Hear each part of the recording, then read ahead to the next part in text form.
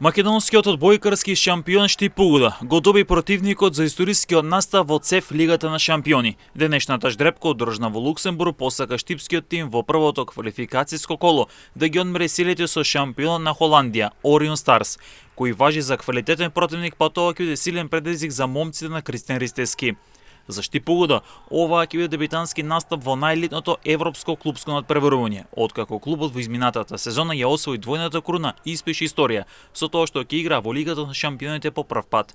Првиот надпревар бојкарите на Штипугуда ќе го одигра на гостински терен во Холандија во период од 20 до 22 октомври, додека реваншот е закажан во Штип од 27 до 29 октомври, каде македонскиот шампион од градот Потисарот ќе се обиде пред својата верна публика да избори место во следната рунда.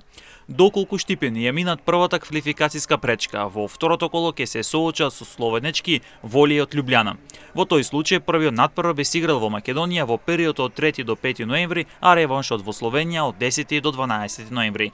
Штипени ги очекува голем европски предизвик, но и можност уште еднаш да го покажат својот квалитет и достојно да ја представуваат Македонија на европската одбојкарска сцена. Штипугуда предводен младиот стратег Кристијан Ристевски 3 години во низ освојува куп титулата, а минатата сезона за прв пат ја освои шампионската титула и за тоа за прв пат ја обедини двојната круна, со што Штипугуда резултатски направи голем успех во клупскиот спорт во градот Потисарот.